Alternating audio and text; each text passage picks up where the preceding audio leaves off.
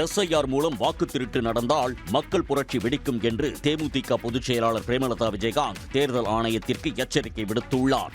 உள்ளம் தேடி இல்லம் நாடி என்ற தலைப்பில் பிரேமலதா விஜயகாந்த் பிரச்சாரம் மேற்கொண்டு வருகிறார். இதன் ஒரு பகுதியாக மதுரை மாவட்டம் மேலூரில் கொட்டும் மழையிலும் அவர் பிரச்சாரம் மேற்கொண்டார்.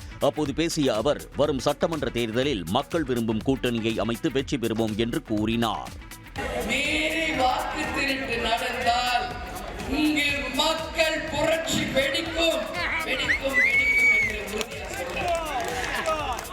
மலையை திருடுனாங்க, மரங்களை திருடுனாங்க, கனிம வளத்தை திருடுனாங்க, மலைகளையே குழம்பினாங்க. இன்னைக்கு என்னடானா வாக்கையும் திருடுறாங்கன்னா இதை விட ஒரு கேவலம் இந்த ஜனநாயக நாட்டில் என்ன இருக்கிறது என்ற கேள்வியை.